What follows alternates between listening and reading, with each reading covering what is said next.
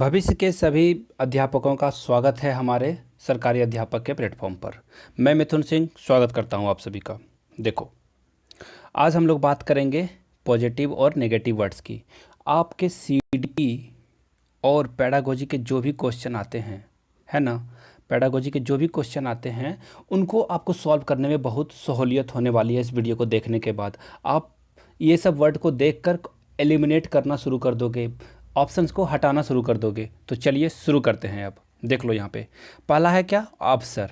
आप अवसर को कैसे लेते हो? अवसर का मतलब होता है इंग्लिश में अपॉर्चुनिटी, यानी कि किसी को अगर आपने अपॉर्चुनिटी दी कि क्या अपने आप को एक्सप्लोर करके दिखाओ, यानी कि जो हो तुम वैसा करके दिखाओ। ये क्या है, पॉजिटिव टर्म है। बच्चे को आप जैसा जैसा है वो वैसा करने दोगे तो वो क्या होगा, नेचुरल वे में अपने आप को एक्सप्लोर कर पाएगा और उसके अंदर का जो टैलेंट है वो बाहर आएगा। अब देखो, अगला वर्ड है सृजनात्मक। सृजनात्मक का मतलब होता है क्रिएटिविटी। अगर बच्चे के अंदर क्रिएटिविटी आएगी तो वो क्या कर पाएगा, आगे चल के वो डॉक्टर, साइंटिस्ट या फिर कुछ अलग टाइप का इन्वेंट कर पाएगा। अगर उसे रटी रटाई चीज़ ही सिखाया जाए तो वो आगे चल के कुछ नहीं कर पाएगा। यानी कि क्रिएटिविटी, सृजनात्मक होना किसी भी बच्चे के लिए बहुत ज़रूरी है। ये क्या है, पॉजिटिव वर्ड है। अब देखो, स्वाभाविक। स्वाभाविक यानी कि नेचुरल, स्पॉन्टेनियस वाली चीज़ें आनी चाहिए, यानी कि अपने आप से स्वाभाविक चीज़ें आनी चाहिए। ये नहीं कि उसने वो आपके या हमारे उसके विचारों को देखकर समझ के कुछ बोल दिया। उसके अपने विचार क्या हैं ये जानना बहुत ज़रूरी है। अब देखो, समावेशी। समावेशी को आप इस तरह से समझ लो कि एक अगर ये सर्कल है, इसमें वो क्या बोलते हैं, सामान्य बच्चे भी आएंगे और वो हैं जो थोड़े से हैंडीकैप हैं वो भी आएंगे, यानी कि जो दिव्यांग बच्चे हैं या फिर बहुत जो ब्राइट स्टूडेंट है, बिल्कुल बहुत तेज़ बच्चा है, वो भी आएगा इसी सर्कल में। सब कोई एक ही जगह पढ़ेंगे। समावेशी यानी कि सबको मिलजुल के रहने वाली बात हो, कि जहाँ पे सब एक ही विद्यालय में, एक ही क्लासरूम में क्या कर रहे हो, एक ही स्कूल में पढ़ रहे हो। वो समावेशी शिक्षा, यहाँ पे एक दूसरे को क्या कर सके, समझ सके, सीख सकें, तभी ना राष्ट्र का निर्माण होगा। यानी कि ये ऑप्शन, ये ऑप्शन, ये ऑप्शन सब क्या है, पॉजिटिव वर्ड्स है, समावेशी भी। अब देखो, स्वयं को खोजने का क्या मतलब होता है। अगर बच्चा स्वयं से खोज के कोई चीज़ को ला के देगा आपको, यानी कि अगर आपने उसे कहा कि चलो अंकुरन का एक एग्जाम्पल दे के दिखाओ, तो वो क्लासरूम से बाहर दिखाएगा कि देखो सर, बहुत सारे आम के गुठली गिरे हुए हैं, इससे जो है बरसात हो रही है, अब देखो इससे धीरे धीरे धीरे क्या होगा, आम का पेड़ निकलेगा। तो ये बच्चे जो है खुद से आंसर दें, स्वयं से खोज के आंसर दें, तो वो लॉन्ग टर्म तक उसको क्या कर पाते हैं, अच्छे से अपने माइंड में कैप्चर करके रख पाते हो। अब देखो, विभिन्न का क्या मतलब है। विभिन्न मतलब होता है डाइवर्सिटी, अलग अलग चीज़ें, है ना, ये डाइवर्सिटी होता है। अब डाइवर्सिटी से कैसे क्या समझते हो आप, विभिन्न विभिन्न चीज़ों से, यानी कि अगर उसे एक ही चीज़ को अलग अलग तरीके से किया जाए तो देखो, एक बच्चा जो है एक चीज़ को एक ही तरीके से नहीं सीख सकता है ना। अगर किसी को आपने चित्र बनाकर कोई चीज़ दिखा दिया, वो समझ गया, और यही दूसरा बच्चा जो थोड़ा सा कमज़ोर है, उसे आप वो चित्र देखकर उस चीज़ को नहीं समझ पाया, उसे आप क्या करोगे, वीडियो दिखा के समझाओगे या फिर रियल लाइफ से उसे जोड़ दोगे, तो वो अच्छे से समझ पाएगा। यानी कि ये ऑप्शन, ये सब क्या है, सब पॉजिटिव वर्ड्स है। मैंने सारे चीज़ को डिफाइन कर दिया। अब देखो, बाल केंद्रित। बाल केंद्रित मतलब होता है चाइल्ड सेंटर, यानी कि जहाँ पे बच्चों के लिए जो है सारा करिकुलम तैयार किया जाता है, ताकि बच्चे का डेवलपमेंट हो। बच्चों को फोकस में रख के, बच्चे जो हैं सेंटर में हैं, वो यहाँ पे क्या है, चाइल्ड सेंटर में हैं, और उन्हीं को देख के हम लोग करिकुलम हो या फिर जो बस्ते का बोझ हो या फिर उनके मिड डे मील के लिए सारी योजनाएं हम लोग क्या करते हैं, बाल केंद्रित को रख के करते हैं। अब देखो, प्रत्यक्ष ज्ञान अर्जन। प्रत्यक्ष यानी कि सामने में देख कर, इसको आप बोल सकते हो प्रैक्टिकल नॉलेज भी।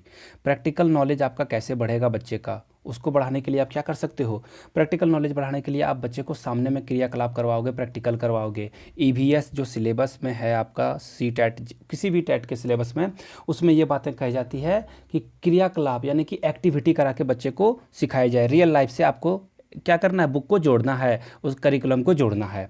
अब देखो, चित्र या वीडियो, मैंने इसको पहले भी एक्सप्लेन कर दिया है, यानी कि बच्चे को क्या करना है, जो आसानी से किसी डेफिनेशन को नहीं समझ पा रहे हैं, उसे आप पिक्चर बना के दिखाओ।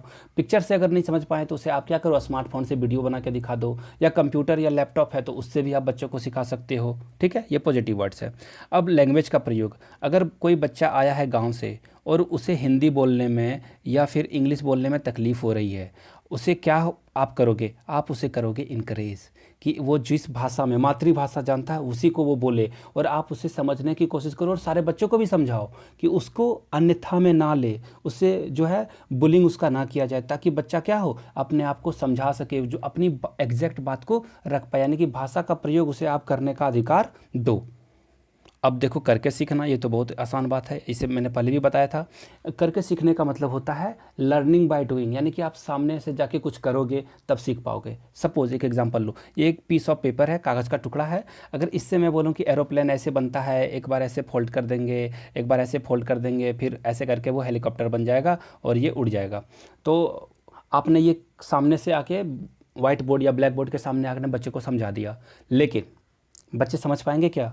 वो करके देखेंगे तो वो ज़्यादा दिनों तक इसे याद रख पाएंगे और वो हमेशा के लिए क्या कर पाएंगे, हेलीकॉप्टर बनाना सीख जाएंगे। ये तो था दोस्तों पॉजिटिव वर्ड। अब चलते हैं नेगेटिव वर्ड्स की ओर, यानी कि इसको देख के आपको क्या करना है, किनारा कर लेना है कि ये भाई नहीं होगा हमारा आंसर।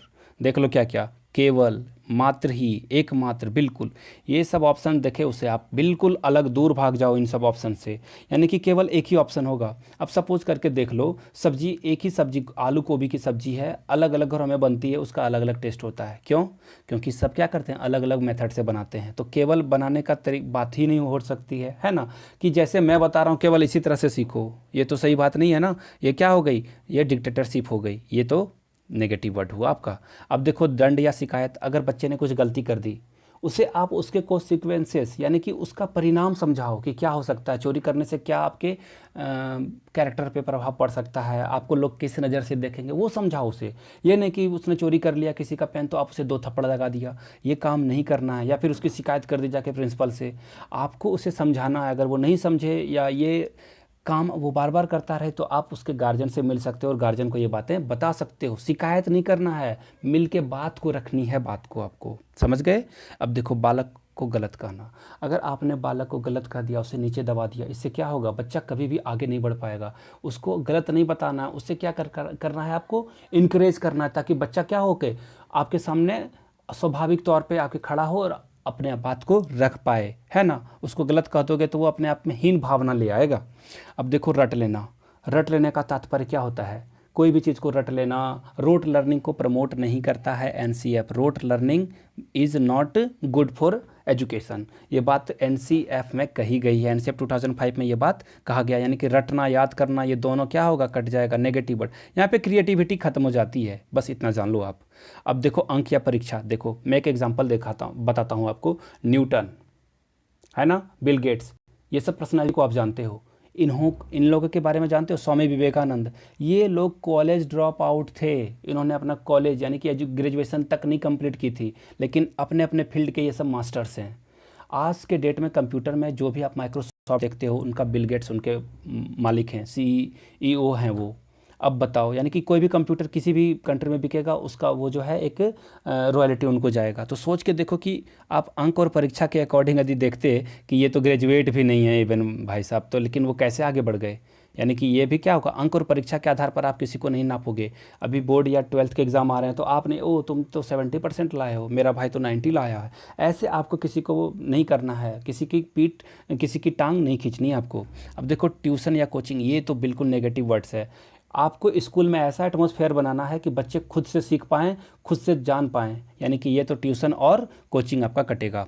देखो अध्यात्म और दर्शन, ये बात कहाँ जाएगी, देखो मैं साफ कर देता हूँ इसे। अध्यात्म और दर्शन, इसका मतलब क्या होता है, यानी कि ये धार्मिक शिक्षा की बात कर रहा है। और इंडिया में, India is a secular country, ये क्या है, एक धर्मनिरपेक्ष राज्य है। यहाँ पे सारे धर्मों को मान्यता दी गई है, लेकिन शिक्षा में धर्म का कोई स्थान नहीं है यहाँ पे। यानी कि यहाँ पे सब ये जो है अध्यात्म या फिर दर्शन की बात यहाँ पे नहीं होगी। अब देखो अपेक्षा करना, अपेक्षा करना मतलब किसी को कुछ भी बोल देना, चिढ़ा देना, या उसको क्या करना, ए तुम नहीं सकोगे, तुम कमज़ोर हो, तो वो बच्चा के माइंड में घर कर जाएगा कि मैं कमज़ोर ही हूँ, मैं आगे नहीं जा सकता हूँ, है ना। अगर आप सोच लो पहले, एक कहावत है ना कि मान लो तो जीत है, सॉरी, मान लो तो आप आगे बढ़ सकते हो, ठान लो तो आप जीत सकते हो, ये बात है। तो ये अपेक्षा करोगे तो वो बच्चा क्या होगा, वहीं से नीचे दबना स्टार्ट होगा। नियंत्रण, आपको नियंत्रण नहीं करना है, उसे किसी को भी नियंत्रण नहीं करना है, आप उसे नेचुरल वे में बढ़ने दो आगे जहाँ तक वो जा सकता है। यानी कि ये भी क्या है, नेगेटिव वर्ड है। अब देखो जेंडर बायस के बारे में थोड़ी सी बात होती है। देखो एक लड़की है, अब आप बोलोगे कि सिंगिंग कॉम्पिटिशन होने वाला, एक लड़का है, ये लड़की है।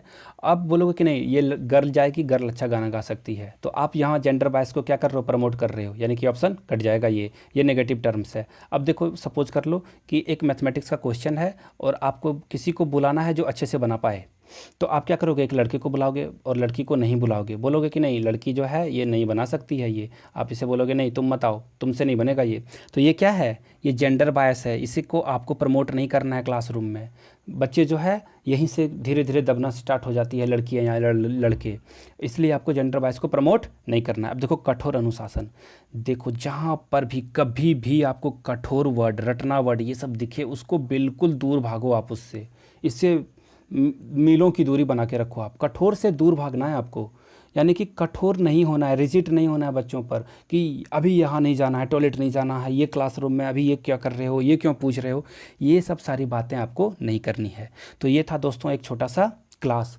अगर आप मुझसे जुड़ना चाहते हैं, मेरी टीचिंग स्किल आपको पसंद आई है, तो आप द एजुकेटर को जाके सब्सक्राइब कर लो, बेल आइकन दबा देना ताकि आपको नोटिफिकेशन मिलते रहे। मैं यहाँ भी छोटे छोटे वीडियो अपलोड कर रहा हूँ, आपके जो एग्ज़ाम है टीचिंग एग्ज़ाम से उनके रिलेटेड ये वीडियो आती रहेंगी।